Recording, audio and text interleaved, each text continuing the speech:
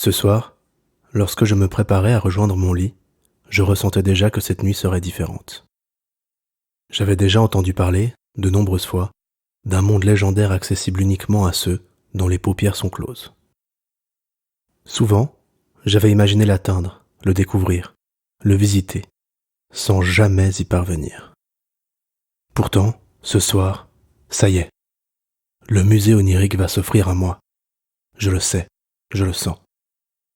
Bien installé dans mon lit, lové dans la douce chaleur de mes draps, je ferme les yeux. Les dernières images de ma journée, restées jusqu'alors imprimées contre mes rétines, disparaissent et laissent place à la plus parfaite des obscurités. Très vite, je me sens flotter. Tous mes membres me paraissent infiniment légers. La température est idéale. La sensation qui s'empare de moi est comparable à celle d'un bon bain chaud. Je sens ma respiration qui ralentit pour créer un rythme régulier et serein.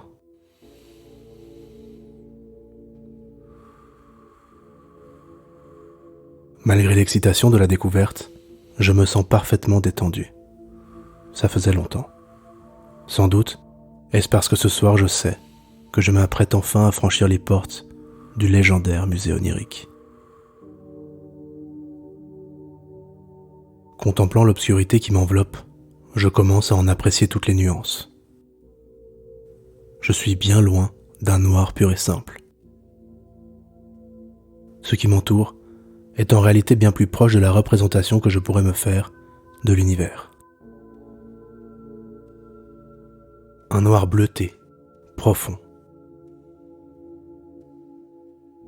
Une immensité dans laquelle dansent des volutes colorées, à l'image d'aurores boréales, animées par un air aussi doux qu'inattendu dans son mouvement. Ces voiles de couleurs se percutent, se mélangent, fusionnent pour créer une fresque abstraite, créant des éclats étincelants à chaque point de rencontre des volutes.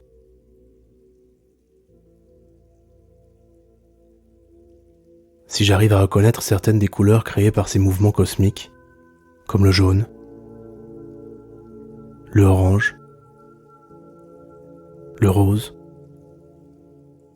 ou encore le violet ou le vert, il en est d'autres en revanche que je ne saurais nommer. Toutes ces couleurs viennent donner vie à l'infini de cette nuit paisible.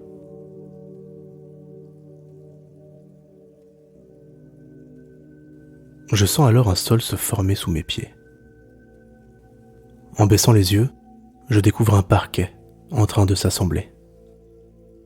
Un parquet de bois clair, presque doré et parfaitement verni. À force de le regarder, j'ai l'impression de le voir bouger. Je n'ai jamais vu un motif pareil. Il est à la fois complètement irrégulier, dépareillé, et en même temps, il se dégage de cette imprévisibilité une harmonie tout organique. Au fur et à mesure que le parquet s'étend, je commence ma visite, ou du moins mon voyage dans l'infini. Car si le parquet se forme sous mes pas, il semble encore flotter dans une obscurité parfaite et apaisante. Je me promène dans ce hall de bois doré et en observe chacune des pièces qui le constituent. Elles sont toutes de taille et de formes différentes, mais s'imbriquent avec une perfection déroutante.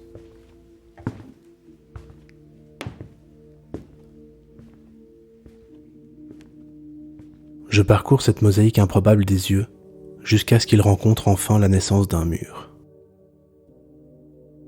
À sa base se trouve une plinthe faite du même bois clair et luisant que le parquet. Elle entoure l'entièreté du sol et définit la forme du hall. Un grand rectangle aux angles arrondis, à la taille et aux proportions idéales. Suffisamment spacieux pour s'y sentir parfaitement à l'aise, confortable, sans pour autant inviter le regard à se perdre dans l'infinité d'un horizon inatteignable. Je prends mes marques dans ce hall, je le parcours, je me l'approprie. J'en fais mon chez-moi et je m'y sens bien.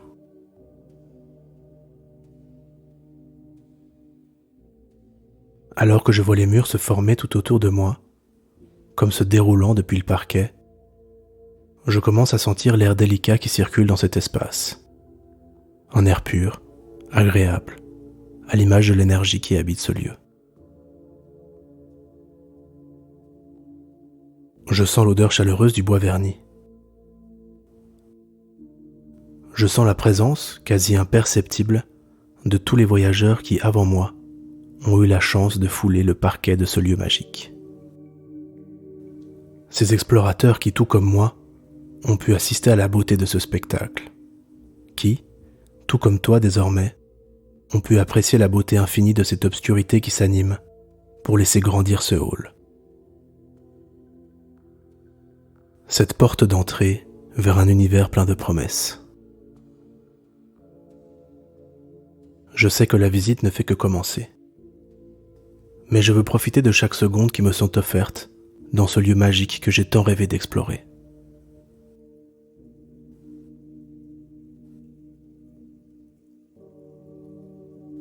Les murs sont maintenant entièrement formés tout autour de moi. D'un blanc immaculé, ils se dressent sur une quinzaine de mètres, avant de rejoindre l'armature boisée et presque animée qui semble soutenir l'infinité sereine qui enveloppe le musée. Les poutres qui constituent ces voûtes sont faites du même bois que le parquet. En revanche, si le sol constitue une mosaïque abstraite, formée d'une géométrie aussi précise qu'étrangement organique, les poutres, elles, semblent avoir été prélevées directement sur l'arbre, dans leur forme la plus pure. Ces immenses branches aux formes naturelles et sinueuses forment une structure irrégulière, mais dont se dégage une force propre aux fiers arbres centenaires.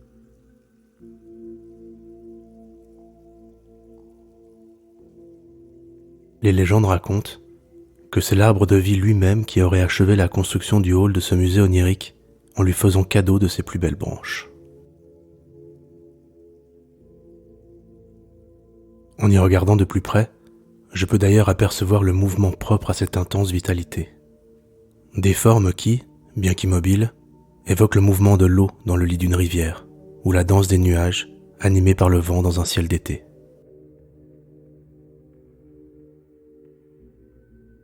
Absorbé par la formation du plafond, j'en avais presque oublié que je continuais de déambuler dans le hall du musée, dont les murs blancs compartimentés par des moulures rappelant des colonnes romaines me semblaient maintenant étonnamment vides. Je baisse les yeux et j'observe l'objet qui a interrompu ma marche. Je suis tout à fait sûr que le meuble que je viens de rencontrer n'était pas là avant. Une fine plaque de marbre blanc couronne une table de nuit en bois foncé.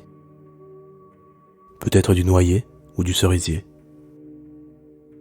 Ou encore un bois propre au royaume des rêves. Je ne le saurai probablement jamais, mais qu'importe. Une poignée dorée très baroque habille le seul tiroir du petit meuble. Ce sont de longs pieds sculptés en forme de pattes de lion ou de chat qui portent le meuble à la hauteur de mes hanches. Sur le plateau de marbre se trouve un mot m'invitant à ouvrir le tiroir et à en prendre le contenu. Il est précisé que c'est indispensable au commencement de ma visite, alors je m'exécute. Le tiroir s'ouvre sans difficulté, ne laissant s'échapper que le son des panneaux de bois qui se caressent, pour me laisser accéder au contenu de la table de chevet. À l'intérieur, je trouve un objet allongé d'une quinzaine de centimètres environ, peut-être un peu plus d'1 centimètre de diamètre. L'objet me semble parfaitement lisse. De là où je suis, on pourrait croire qu'il est fait d'os, de cornes ou d'un bois très clair. J'avais entendu parler d'un objet facilitant la navigation dans le musée et permettant de rester connecté au monde du jour. Mais je ne sais pas pourquoi, je ne m'attendais pas à ça. J'approche ma main du tiroir et je saisis le petit objet, qui se transforme au contact de ma peau. Un stylo. Mais pas n'importe quel stylo.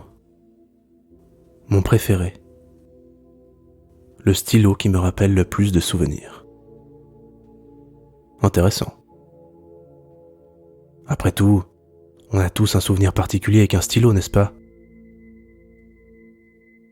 Un contrat important, un souvenir d'enfance à jouer dans le bureau d'un père, d'un grand-père, d'une mère, d'une grand-mère. Un stylo avec lequel on a écrit, dessiné, créé, raconté des histoires. Je le glisse dans une poche et relève les yeux pour admirer ce hall qui finit de se former devant moi. Je me tiens là, debout, devant cette table de chevet. En face de moi, séparant le hall en deux, se trouve une paroi blanche, tout comme le mur. Si le hall fait une vingtaine de mètres de large, ce pan de mur ne doit pas en faire plus que 10, laissant de chaque côté un confortable espace pour circuler. À environ 3 mètres du mur, se tient un petit pouf posé sur des pieds en bois sculptés, en forme de pattes de félin, tout comme ceux de la table de chevet. Je m'y sens bien, dans ce large espace. Je m'y promène. Je continue de me l'approprier. Au fur et à mesure que je m'habitue à l'endroit, je le sens vivant, accueillant. Le parquet, les murs et leurs moulures, ce plafond plein de promesses. Définitivement, il y a une chose qui me surprend vraiment dans ce musée. Où sont les œuvres? N'y a-t-il donc pas de tableaux? De sculptures? Le musée onirique porte-t-il finalement bien son nom? Je décide alors de chercher. Quoi? Je ne sais pas. Un passage, une porte, quelque chose qui marquerait le début de la visite, le début du voyage. Ce monde de légende ne saurait être qu'un hall. Un hall au parquet hypnotisant et au plafond enchanté, certes, mais un vaste espace fort peu rempli tout de même. En me penchant sur chaque détail du lieu, je découvre de nombreux clins d'œil que le lieu me fait. Ce musée est vivant, cela ne fait aucun doute. Et ce sentiment de rentrer en communication avec lui m'amuse et donne une dimension ludique à ma recherche.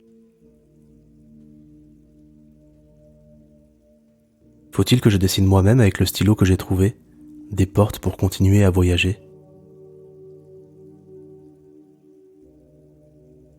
Je décide de retourner au centre de la pièce. Je retrouve le petit meuble de chambre, le petit pouf, la grande paroi blanche de 10 mètres par 10, entourée par 2 colonnes romaines.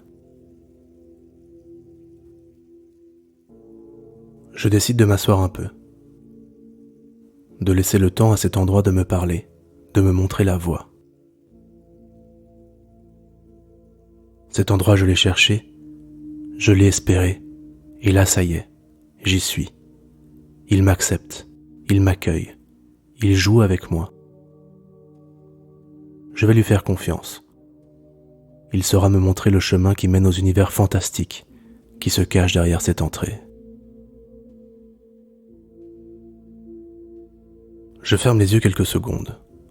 Je me concentre sur ma seule respiration et j'accueille.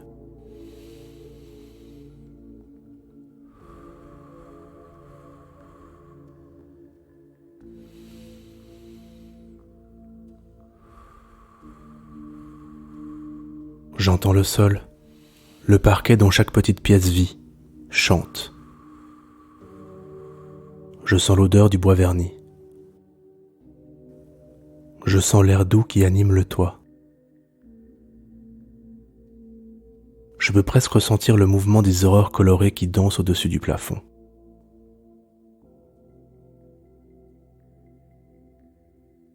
Je perçois maintenant quelque chose de différent. Un bruissement. La caresse d'un crayon sur un papier épais. Celle d'un pinceau sur une toile. Un animal qui court, qui glisse ou vole. Du bois qui s'assemble.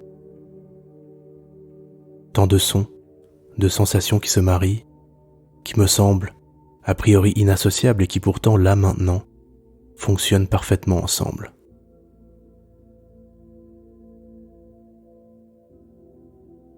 J'ouvre les yeux, ils sont là.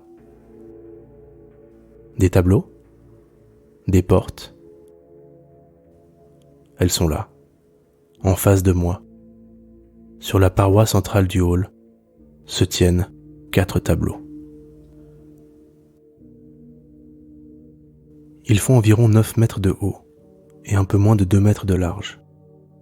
Accrochés au mur par d'épais cadres baroques, ils sont séparés de quelques centimètres les uns des autres, d'un intervalle régulier. On devine aisément que ces cadres sont faits de bois.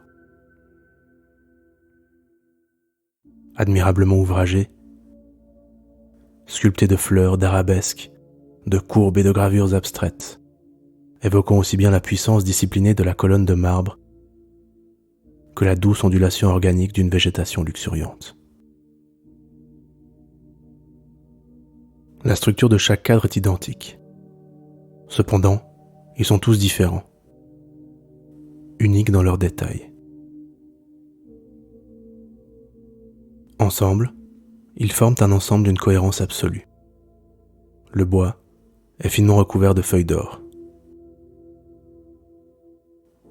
En y regardant de plus près, on peut apercevoir les veines du bois, épousées par les dorures.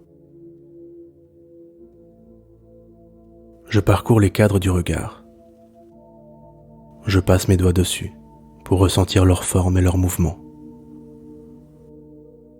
Je sais bien, dans un musée normal, on ne touche pas les tableaux. Mais après tout, nous sommes dans le musée onirique, n'est-ce pas? Tout est permis. À la sensation des mouvements sculptés, se mêle celle des subtils reliefs de feuilles d'or.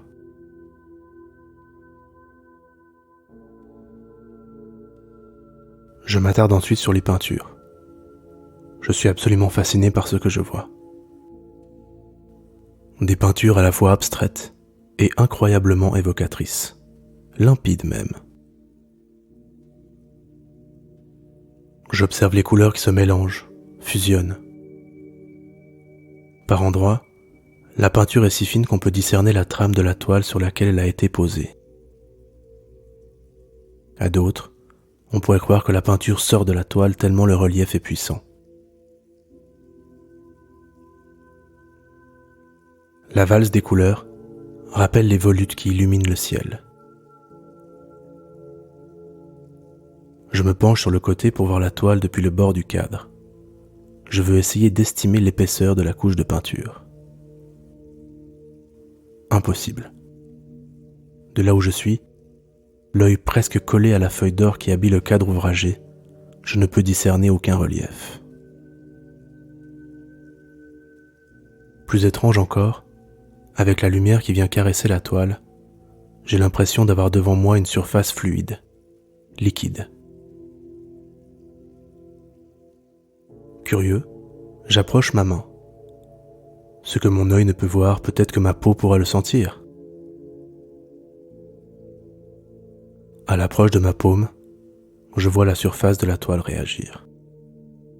Elle ondule comme si j'avais plongé ma main dans une baignoire. Je vois une onde se créer à la surface de la toile. Alors que ma main rentre en contact avec le tableau, je découvre une sensation unique. J'ai l'impression de me plonger dans un bain chaud. Cela dit, la matière est bien plus dense que de l'eau, et je peux sentir la texture de la toile tissée,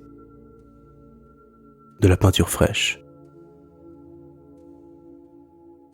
Je ressors ma main de la toile, pas une trace, pas un signe de peinture, et ma main est parfaitement sèche.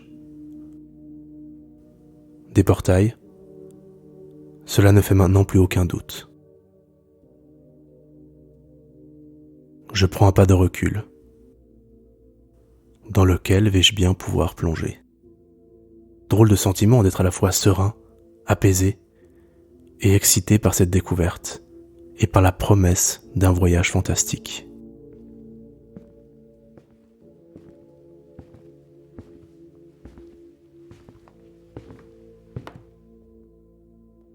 Je suis maintenant installé sur le pouf, les yeux plongés dans les tableaux, sautant de l'un à l'autre. Sur la partie inférieure des cadres, je distingue maintenant des cartels indiquant leurs noms respectifs, ou du moins ce que je déduis être leur titre. Sur le cadre le plus à gauche, le cartel est en or. Dessus, une gravure indique le premier tableau. Sur celui juste à côté, le cartel semble fait d'or rose. Dessus, je peux y lire l'inscription « Un autre tableau ». Sur le troisième, la plaque est en argent.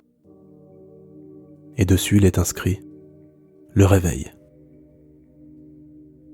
Je réalise alors que la toile représente ma chambre. Je reconnais ses murs, ses meubles, ce lit, ces draps. Je m'y vois, paisiblement endormi. Enfin, vient le quatrième. L'écriteau est ici en papier. Il est vierge. En levant les yeux, je remarque que la toile, elle aussi, est blanche comme neige, ne représentant que la finesse de la trame de la toile. Je choisis un tableau, je sais pas trop pourquoi, mais pour cette première visite, c'est celui-là qui m'inspire. Il m'attire, et je sens que c'est par là que je veux commencer. Ma main traverse la toile, puis une jambe, le deuxième bras. J'y passe ma tête. Je rentre complètement dans la toile, m'aidant du cadre pour traverser ce portail. Ça y est, j'y suis. Le voyage commence.